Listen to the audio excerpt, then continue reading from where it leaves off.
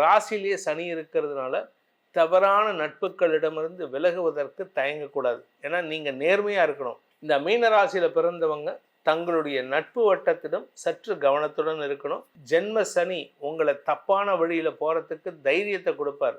இப்படி பண்ணலாமா, அப்படி பண்ணலாமா, இந்த இடத்துல இப்படி ஏமாற்றலாமா, அந்த இடத்துல இப்படி ஏமாற்றலாமா, வாழ்க்கை துணை இப்படி ஏமாற்றலாமான்ட்டு அதை மட்டும் பண்ணாதீங்க. ஜூன் 1ஆம் தேதி வரைக்கும் எல்லா ராசிக்கும் ஒரு விதமான சுமார் பலன்களோ இல்லை நல்ல பலன்களோ இருந்ததுன்னா, ஜூன் 1ஆம் தேதிக்கு மேலே அபரிமிதமான பலன்களை தரக்கூடிய வகையில் தான் இருப்பார். அதனால குரு இந்த வருஷம் உங்களுக்கு சக்சஸை தான் கொடுப்பார் எல்லாருக்குமே. நேர்காணல்களில் கூறப்படும் அனைத்து கருத்துக்களுமே ஜோதிடர்களின் கருத்துக்களே. ஓம் ஸ்ரீ குருப்யோ நமஹ. ஹரிஹி ஓம். ஜெய் புவனேஸ்வரி. ஆன்மீக உண்மைகள் நேயர்கள் அனைவருக்கும் உங்கள் வேத ஜோதிடர் பிரகாஷ் நரசிம்மனின் இனிய புத்தாண்டு நல்வாழ்த்துக்கள். இந்த 2026வது வருஷத்துக்கான பலன்களை இப்போ நம்ம பார்க்க போகிறோம். அதுக்கு முன்னாடி இந்த வருஷத்தினுடைய கிரக நிலவரத்தை பார்த்துக்க போகிறோம். இந்த கிரக நிலவரத்தை எல்லாத்தையுமே நான் வாக்கிய பஞ்சாங்க பிரகாரம் கால்குலேட் பண்ணலை, திருக்கணித பஞ்சாங்க பிரகாரம் கால்குலேட் பண்ணியிருக்கேன். ஏன் இதை நான் சொல்கிறேன் அப்படின்னா, வாக்கிய பஞ்சாங்க பிரகாரம் இந்த வருஷம் 2026 தான் சனி பயிற்சி. ஆனால் திருக்கணித பஞ்சாங்க பிரகாரம் 2025 ஜனவரியிலேயே சனி பயிற்சி முடிஞ்சிடுது. அதனால் நம்ம கால்குலேட் பண்ணுறது எல்லாமே திருக்கணிதத்தை பேஸ் பண்ணி தான். இந்த திருக்கணித பஞ்சாங்க பிரகாரம் இந்த வருஷம் ஆரம்பத்தில் குரு மிதுன ராசியில் சஞ்சாரம் பண்ணுறாரு, சிம்ம ராசியில் கேது, தனுசு ராசியில் சூரியன், புதன், சுக்கிரன், செவ்வாய் ஆகிய 4 கிரக சேர்க்கைக்கு குருவின் பார்வையும் இருக்குது, சனியின் பார்வையும் இருக்குது. சனி மீன ராசியில் இருக்காரு, கும்பராசியில் ராகு இருக்காரு. இந்த வருஷ ஆரம்பம் ஜனவரி 1ஆம் தேதி அன்னைக்கு சந்திரன் தன்னுடைய உச்சஸ்தானம்னு சொல்லக்கூடிய ரிஷப ராசியில் ரோஹிணி நட்சத்திரத்தில் ட்ராவல் பண்ணுறாரு. ஸோ மனோகாரகன் சந்திரன் உச்சமாக இருக்கிறதுனால இந்த வருஷம் மனசில் ஆசைப்பட்ட விஷயத்தெல்லாம் எல்லாரும் செய்யணுன்ட்டு ஆசைப்பட்டு அதில் பலருக்கு வெற்றி வாகை சூடுவதற்கு வாய்ப்புகள் ஏற்படும். ஸோ இந்த வருஷம் ஆரம்பமே அமோகமாக இருக்கக்கூடிய வகையில் இருக்குது. இந்த வருஷத்தில் வரக்கூடிய கிரக பயிற்சிகள் 2026 என்னென்ன கிரக பயிற்சி, ஏன்னா இந்த கிரக பயிற்சியை வச்சு தான் பலன்கள் மாறுபட்டு கொண்டே இருக்கும். இதில் மெயின் கிரக பயிற்சின்னு பார்த்தீங்கன்னா சனி, குரு, ராகு, கேது பயிற்சி, இது 3 தான் மெயின் கிரக பயிற்சி.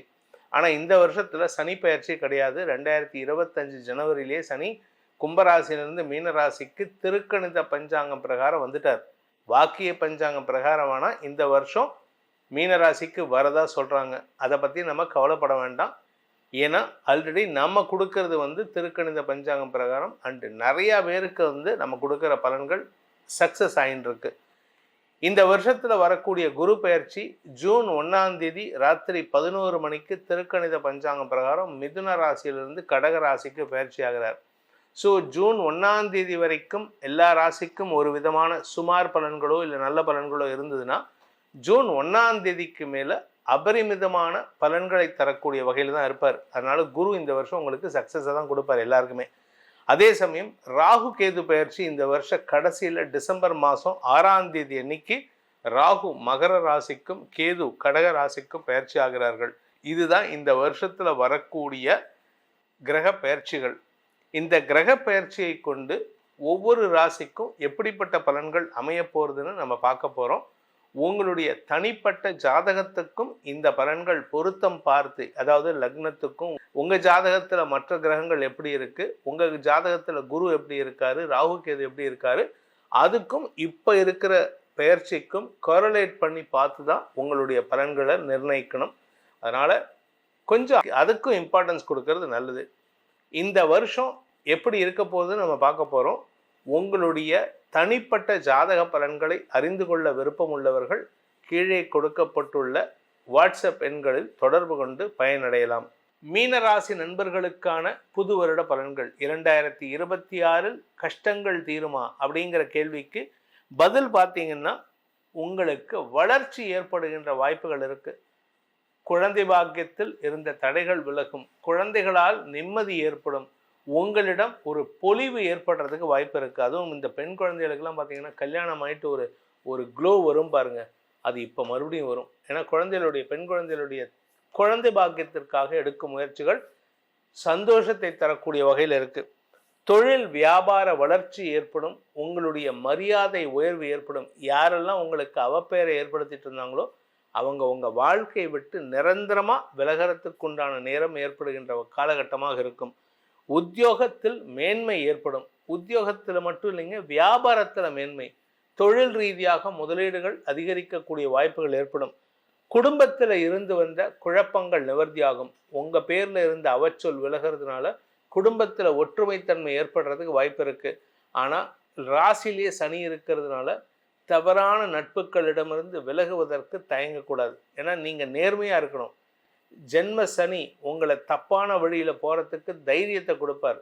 இப்படி பண்ணலாமா, அப்படி பண்ணலாமா, இந்த இடத்துல இப்படி ஏமாற்றலாமா, அந்த இடத்துல இப்படி ஏமாற்றலாமா, வாழ்க்கை துணை இப்படி ஏமாற்றலாமான்ட்டு அதை மட்டும் பண்ணாதீங்க. நான் ஓப்பனாகவே சொல்கிறேங்க பாருங்கள், கையை வச்சுட்டு நம்ம பாரத பிரதமர் நரேந்திர மோடி அவர்கள் இப்படி தான் பேசுவார்.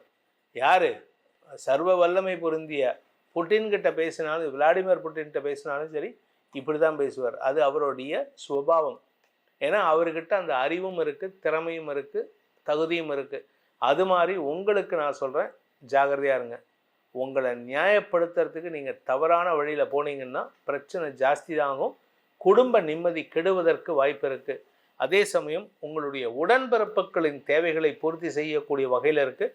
இன்ஃபேக்ட் மே மாதத்துக்கு மேலே பார்த்தீங்கன்னா இளைய சகோதர சகோதரிகள் உங்களுக்கு நெருங்கிய பக்க பலமாக இருந்து செயல்படுவார்கள். அவங்களுடைய மனசில் காயத்தை ஏற்படுத்தக்கூடிய வகையில் நீங்கள் செயல்படுவீங்க. அவங்க உங்களுக்கு என்ன நல்லது பண்ணாலும் நீங்கள் கொடுக்கறது என்னமோ நெகட்டிவாக தான் இருப்பீங்க. இதனால் உங்களுக்கு அவச்சொல் மிஞ்சுமே அன்றி அவர்களால் உங்களுக்கு வரக்கூடிய விஷயங்களை தடுப்பதற்கு உண்டான வாய்ப்பையும் நீங்கள் ஏற்படுத்திக்கலாம். குழந்தைகள், இந்த ராசியில் பிறந்த குழந்தைகளாகட்டும், இந்த ராசியில் பிறந்த குழந்தைகளின் பெற்றோராகட்டும், உங்களால் அவங்களுக்கும் அவங்களால உங்களுக்கும் நன்மைகள் அதிகரிக்கக்கூடிய வாய்ப்புகள் ஏற்படும். மீனராசியில் பிறந்தவர்களுக்கு தந்தை மூலமாக நற்செய்திகள் வரும். தந்தையின் ஆரோக்கியத்தில் இருந்த குழப்பங்கள் நிவர்த்தியாகும். தந்தை மூலமாக வழக்குகளில் வெற்றி கிடைக்கக்கூடிய வாய்ப்புகளும் இந்த வருஷத்தில் இருக்குது. 2026ங்கிறது உங்களுக்கு நல்ல மாற்றங்கள் ஏற்படுகின்ற ஆண்டாக இருக்குது. உங்களுடைய குடும்ப கௌரவத்தை மீட்டெடுக்கும் ஆண்டாகவும் இருக்கும். குழந்தை பாக்கியம் இல்லாதவர்களுக்கு வம்ச விருத்தி ஏற்படும். இந்த ராசியில் பிறந்த குழந்தைகள் தங்களுடைய படிப்பு சார்ந்த விஷயங்களில் புதிய வெற்றிகளை, புதிய உச்சத்தை தொடுவதற்குண்டான யோகத்தை ஏற்படுத்தி கொள்கிறார்கள். வியாபாரிகளுக்கு வியாபார வளர்ச்சி ஏற்பட்டு உங்களுடைய வியாபாரம் சார்ந்த அசோசியேஷனில் உங்களுக்கு மதிப்பு மரியாதை, உங்களை கொண்டாடுவதற்கு உண்டான யோகத்தை ஏற்படுத்திக்கலாம்.